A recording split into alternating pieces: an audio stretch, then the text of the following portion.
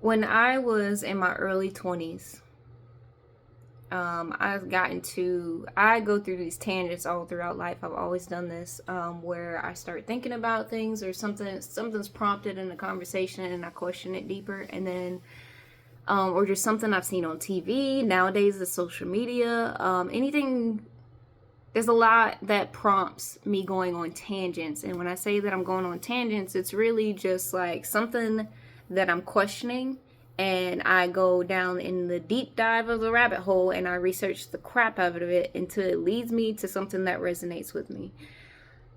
I do that a lot. But in my 20s, my early 20s, like when I was 23, I had moved to I had been in South Carolina for a little bit, but I had gotten an apartment and I was living like completely by myself, right? And at that time, I don't know, it was just like, I don't want to use the word catalyst because it wasn't, I feel like catalyst it can be used in a number of different ways, but this wasn't like a chaotic catalyst. It was like a subtle catalyst for a lot of different things for me. Being able to be by myself for a while, and I was able to tap into a whole lot of things that I guess I wouldn't have been able to do if I was continuously surrounded by people, number one. And number two, it was just something that I was being guided towards in the first place. So, I've always been a strong believer of like spirits, the spiritual world, ancestors. Although in the beginning I never said, you would never hear me use the words my ancestors. I would never say something like that. But I would bring up if I felt a presence around me, really only to my mom. She was the one that kind of understood that and believed in that with me already, just because of the things that she's been through, and things that she's seen. And she's a Pisces. All Pisces are pretty much spiritually in tune. So she understood. She understood certain levels of what I would tell her. So I mean, fast forward, we're in a whole nother realm. It feels like most of the time when we have conversations, but back then, it was almost like I was reawakening her, with me talking about the things that I was seeing and experiencing in my life, even though my life was in conjunction with hers because we were living around each other, right? But I love my mom. Anyway, so my early 20s.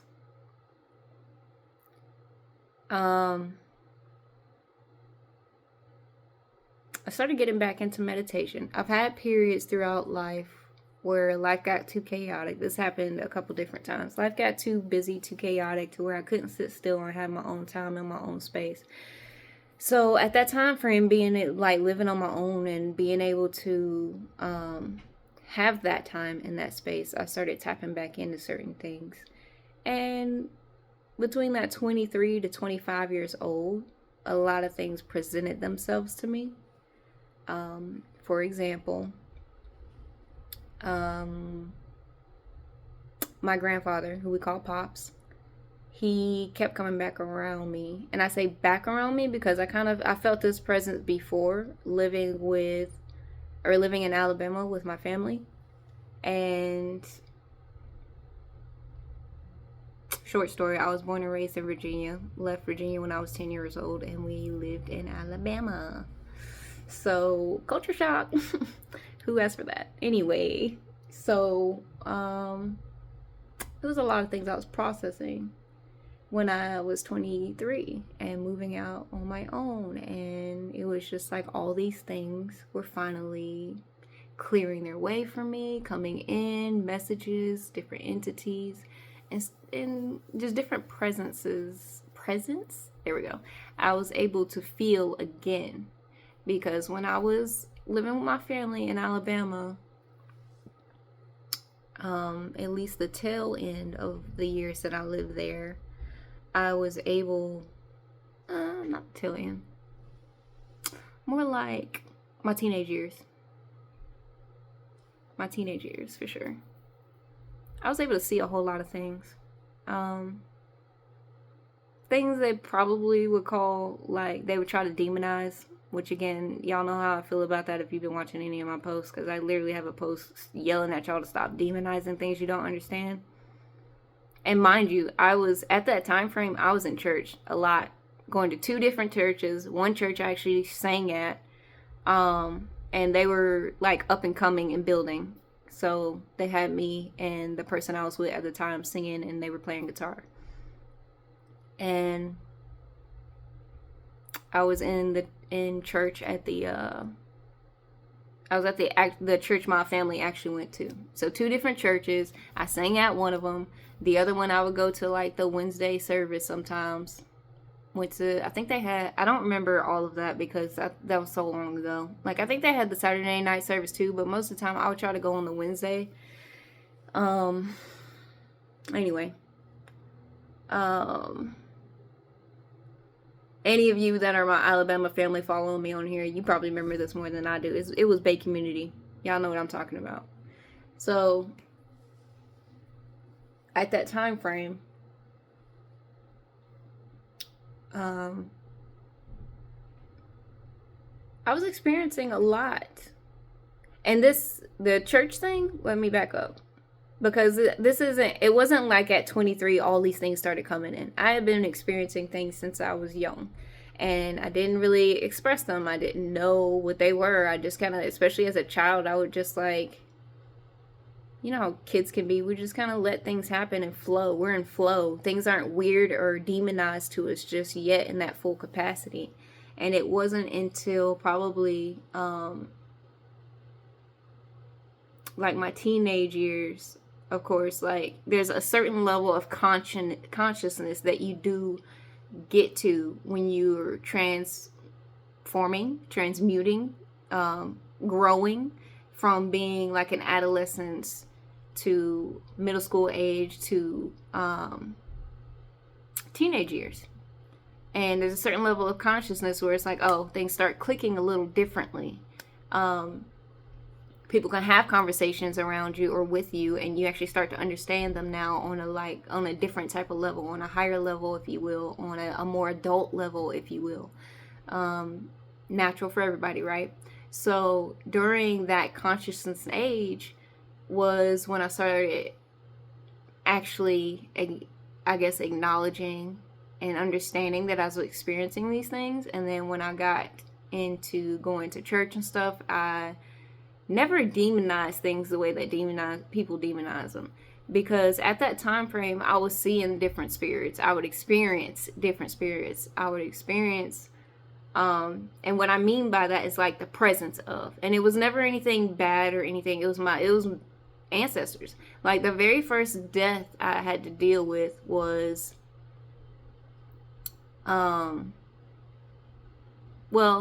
my grandfather was a big one. On my dad's side, my grandfather passed away. We literally watched cancer eat him alive. Tragic story. I was really, really young when that was happening. So I just remember weird, crazy things about it. For example, there was a memory and a moment where I know everybody kind of left the room, and he's sitting in this chair, and at this point, cancers ate most of them. He used to be a big old jolly looking dude with this big old beer belly, cowboy style. He used to have the cowboy hat, and like I said, I'm mixed with a bunch of different things. And he just went from like this bigger guy to like skin and bones. Like, I'm kind of skinny. He was getting skinnier than me. So at this point, he was very, very skinny, almost ate alive at this point, sitting in the chair, had like, I think it was the oxygen, I think it was, I don't know, I was a kid. So they had like the oxygen line like to his nose and tied to a tank. Sitting on the couch, and everybody left the room for a moment, like they were just conversing, talking, having a little good time. That was the first time in a minute that we had got together, and we started getting together more and more because of my grandfather. And I remember kind of placing my hand on his hand And I don't know what I said to him, but I just kind of felt a lot in that moment. I felt sad and sorry for him, but I was a child, and children can be a little more joyful in weird and sad situations. So I didn't process it as sadness. I processed it as like, I think I told him something about caring about him. Like, I think I told him I loved him, and I don't know. And that I was there for him. Something like that. It makes me emotional now because it was weird. It was kind of weird, like, as a child, to tap in, I guess, like that. But anyway, that was the first death. The second was years and years later, in my teenage years, where my great-grandmother on that side passed away. And, you know, now that I think about it, I don't think I've ever processed either of those. It was just like things that happened and we just kept moving in life. And that's probably why I'm getting the most emotional about it. Yeah.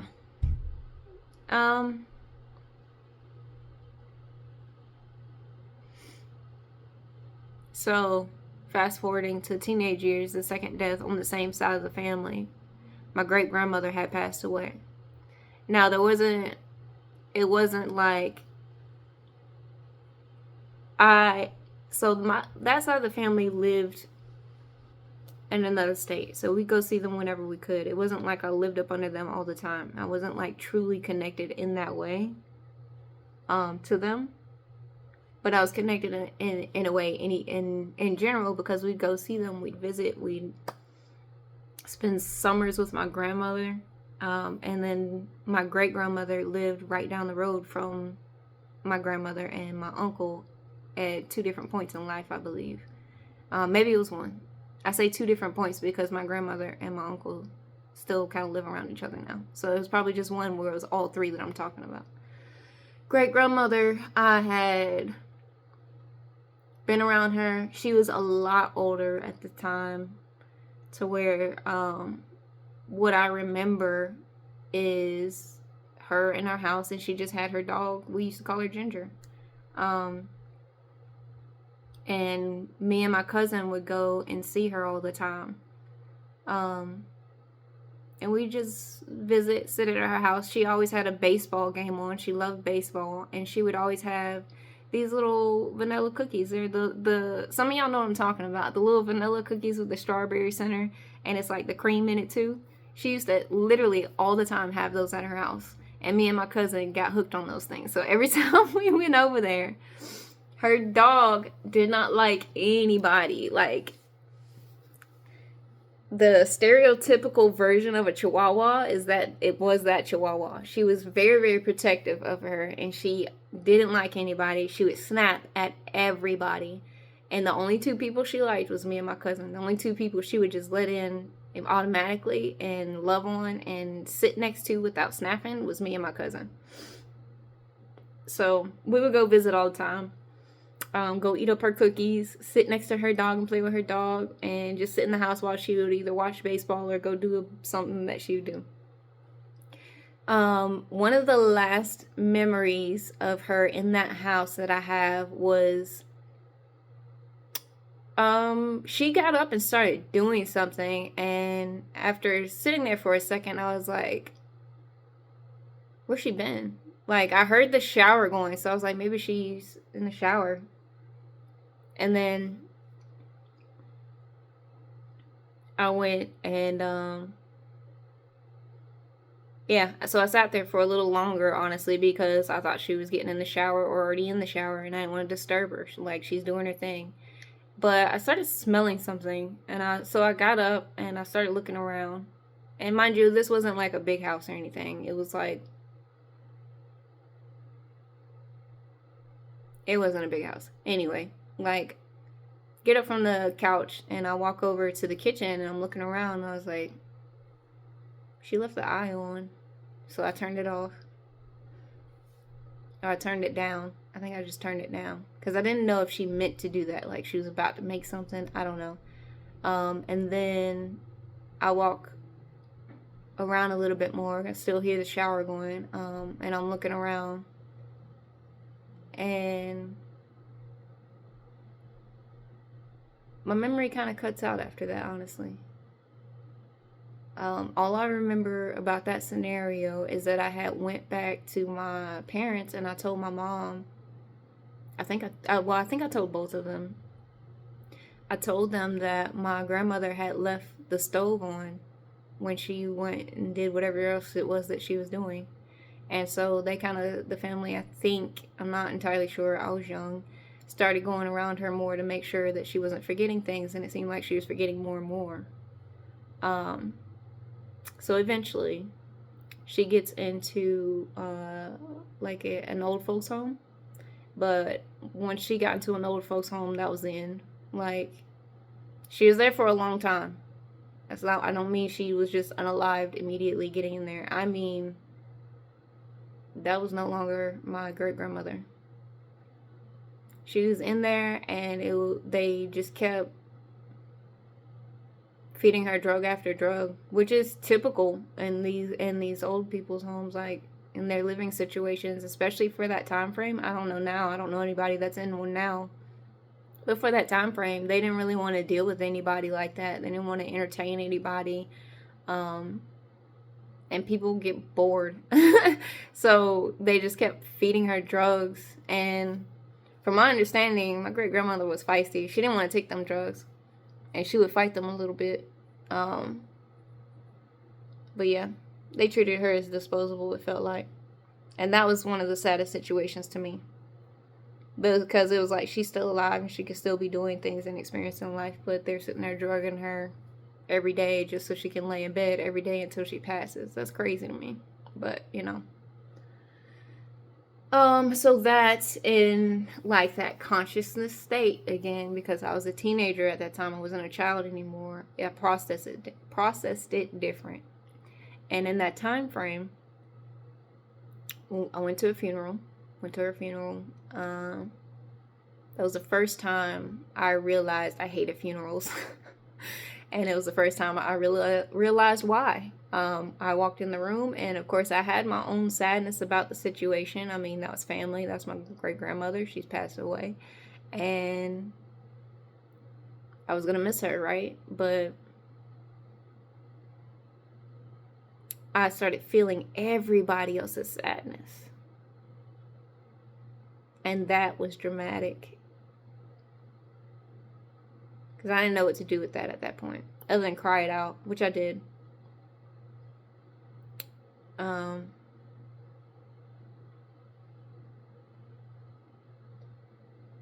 Yeah.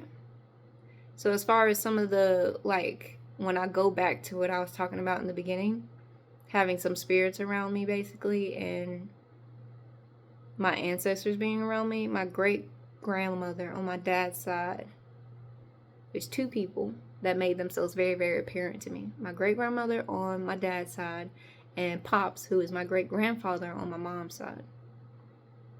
Never knew each other, never, you know, met each other to any capacity. And the only thing they had in common was me. And they made their presence known a couple different times throughout my teenage years, especially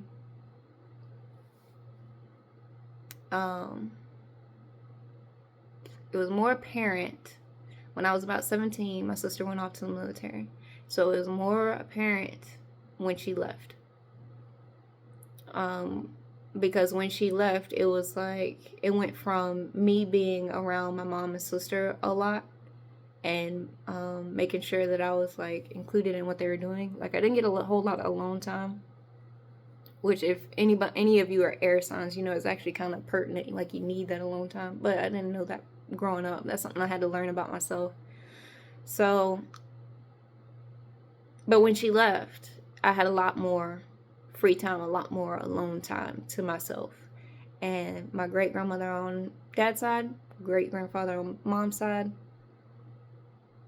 not great-grand, excuse me, grandfather on mom's side, who is, I call him Pops, so I'm going to keep calling him Pops through the series.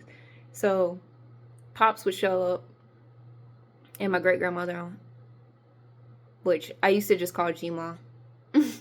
So G-Ma on that side and Pops on that side they would just be around, and I could feel, the only thing I could actually feel and process at that time was the fact that I knew they were there. Like, I felt their presence.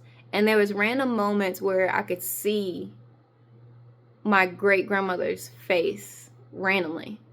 And backstory, like, I met G-Ma in my lifetime. I did not meet and recollect or remember Pops. Pops knew me as a baby. Pops passed when I was young, baby. And so I didn't get to actually know him in like the physical realm in this lifetime. Everything I know about him is through stories, mom talking about him. And I mean, I don't know a whole lot about his life. I just know his energy, and I've known that he's always been around me in a lot of different scenarios. Fast forward back to what I was talking about around 23, I was alone. I was living by myself, no one else around me, right? So things started coming in. There was no one else around me to either distract me or block me, whichever the situation was. And so he made his presence very, very known at that time. And it just felt like he was guiding me, always around me to protect me in a lot of different scenarios. And I think both of them have kind of been around me all my life. It's just the simple fact that I wasn't able to process and understand that, or even see it sometimes. But yeah. I know the story is kind of scattered a little bit because I'm processing it as I'm talking about it, and I've never really talked about it to this capacity, but hopefully you get it. Yeah. So after a little bit of Pops letting it be known that he was there, I did tap in, and I started getting more and more into like looking up things about spirituality, which led me down tangents about just basically what, like, I'll say ancestral traditions and religions even. I don't really like the word religions because that to me means a box, and I don't like boxes, but that's what people call it. So, religions. And of course, that sent me down the tangent of like traditional practices is what I like to say. And I go through, so the way that I'm set up, I will go through tangents a little by little sometimes and repeat it through life. So at that time frame, it was just enough to learn what I need to learn about the basics of it and grasp it and even practice some things myself. But then fast forward a couple years later, and something prompted for me to go back down that tangent, and so I did, or something was introduced, or something made its presence known to me for me to go back down that tangent and dive and dig deeper. And throughout my life, I have learned a lot about the way this system is set up. The number one thing in regards to what I'm talking about right now, the information changes. It is constantly changing about what you can get your hands on when it comes to the internet. Because what I was able to look up at 23 was kind of bare minimum. And what I was able to look up and dive into at 25, little more information in a separate way, but if I tried to go down one way, it was bare minimum, and so it led me down another direction which had more depth, if that makes sense. And then again, fast forward to like 27, 28, 29, in those time frames where it was like I had more information because more people were starting to talk about spirituality at that time. More and more people started coming out more and more on social media and able to express and talk about their ancestral traditions, and it not be banned, basically, and it not be deemed as demonic entities and demonic work, because it's not. It's ancestral, and it's what was original to what people practiced. That's a whole thing, so we're not going to go down that. All I'm asking is, if you're going to keep watching this video, if you're going to demonize anything I'm talking about, get the fuck off my page. If you're going to chastise me and think that I'm tapping into something I have no business tapping into, get the fuck off my page. There were 2 specific intentions that I set when I started doing meditations and practices with things that are tied to my ancestral line. And 2 specific things that I asked for with the intention were, I asked my ancestors to surround me and to guide me and to lead me. First of all, I kind of learned the hard way that I had to ask for the right ancestors. And I don't mean calling them by name. I mean, I had to ask for the ones that were healthy to me and my journey and meant only good and there to protect me and guide me through life in all ways that are healthy, good, prosperous, abundant to me and my life and my situation. And so that, I had to redo it. That took out the chaos. Because when I first started asking for my ancestors to surround me and kind of guide me, it was like certain entities wanted to come through and party. And I was just like, I'm not subscribing to that type of life. I've never been one that's like really huge on binge drinking and partying it up and doing whatever. Like, I've never done a whole bunch of drugs. I've never just gone to random parties with random people. I always made sure that I was around people that I could trust, the right type of people. I had kept my circle pretty small in regards to who I actually trusted, and sometimes that expanded to they wanted to be around other people, and so I would only go with those people, if that makes sense. But yeah, I just wasn't the type. I did drink for a long time, but it was like in moderation, for sure. Like, I didn't even care to drink when I went out, because 9 times out of 10, if I was going out, I wanted to dance. I was just going out to dance and express myself in that way. I grew up dancing, so that's how I release my work week. That's how I release negative energy. It wasn't drinking. I did go down some tangents with that at one point. I'm not even gonna lie to you. I went through some things, but now I'm living a sober lifestyle, in the sense of just like, never been to AA meetings, never got to a point where alcohol or anything other than that would like derail my life in dramatic ways, or ruin my relationships, or ruin my jobs. It was never that. It was just the point that I didn't like that I was drinking like I was drinking, and so I stopped. And I used to smoke, and so I stopped smoking. And I don't mean cigarettes. Never touched cigarettes. But anyway.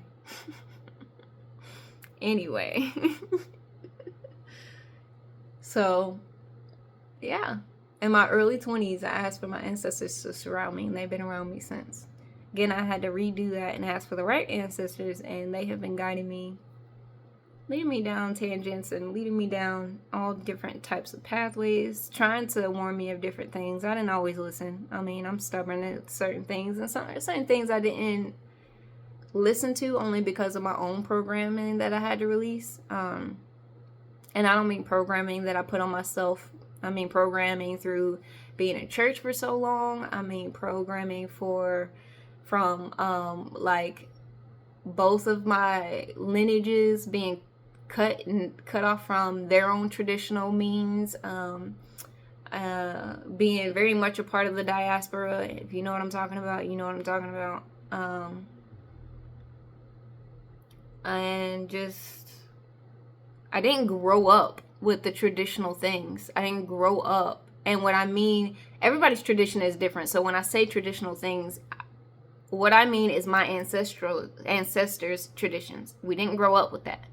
We didn't grow up knowing all these things. Like, my mom remembers some of the stuff that happened with like how our Medea, on her side, Medea would do certain things. She used to have her own farm. She used to have her own little practices and things that she did. I don't think she ever, passed it down in the form of explanation of, you have to do this because of this. I think it was just things that my mom witnessed, and she kind of understood, knew that it did certain things for her. Can't even recall now that what those things were for, and kind of piece together what those things were for. I should put it that way, because now we have the technology to look these things up and know that certain practices or even religions. You know, they use coins for different things. They burn sage for different things. They like all these things. But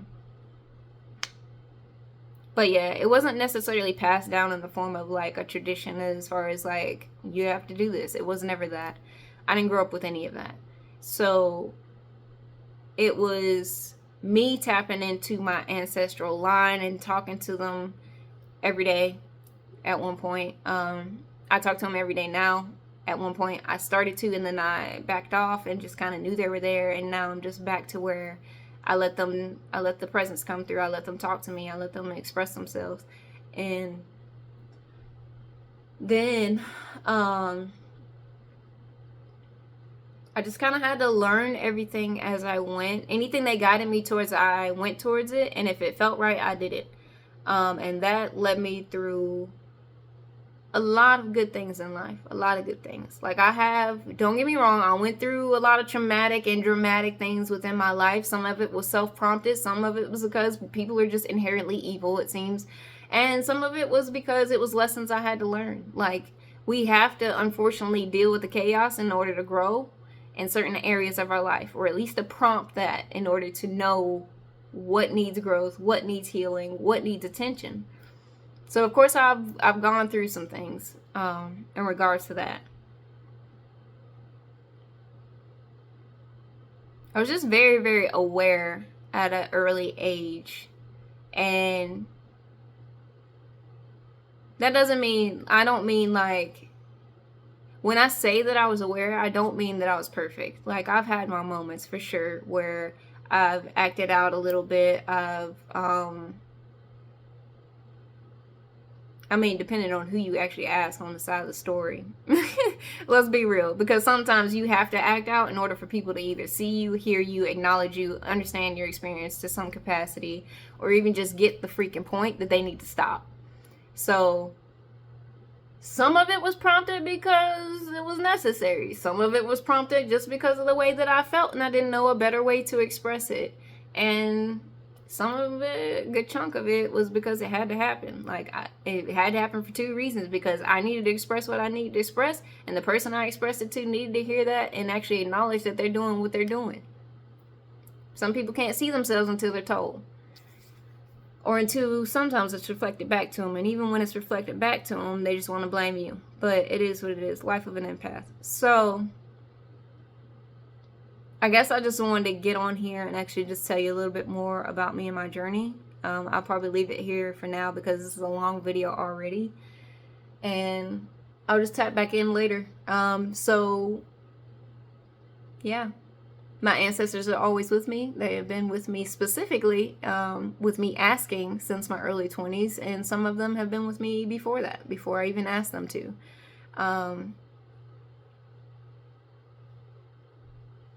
Yeah. Eventually I will start talking about some more of the practices that I do. Because some of you know that I use crystals. That's not necessarily like tied to ancestral things. My ancestors have absolutely guided me towards that because it's helped me heal throughout the last 10 years. I've actively been healing certain things.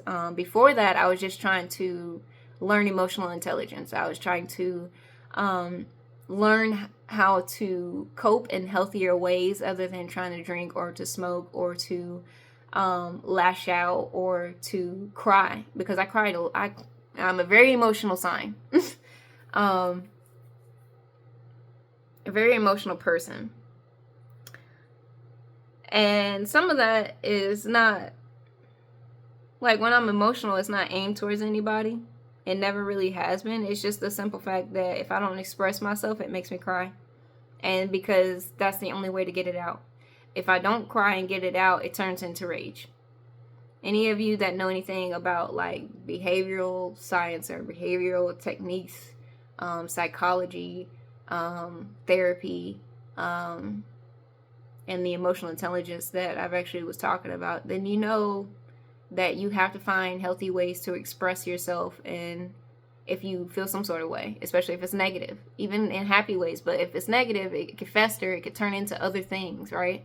So you know you have to deal with that at the core. My way of dealing with that throughout life as a young adult and teenager and a kid was to cry it out. It was the only way I knew to get the energy out. It was the only way I knew how to process things.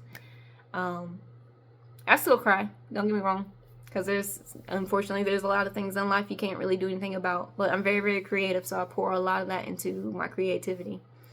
Yeah, let me stop here because I can go on a tangent and talk on here for like hours. I have a very, very long story with a lot of random turns and things that are kind of unheard of, because again, I don't like being boxed. I don't like my life being boxed, and I never really cared to live that way. So I have a lot to tell, I guess. And Spirit in the last couple of years was definitely like, you got a story to tell, so start talking. So we'll start with that. Of course, if you want to hear more about my personal experience, my personal journey, just keep following me. I'll start posting more and more about it. I'll start talking more and more about myself. Maybe it'll help somebody. Maybe it'll help you process what you're going through, what you've been through. Maybe it'll help you in regards how to handle it. I don't know. Whatever you can get, take what resonates, leave what doesn't.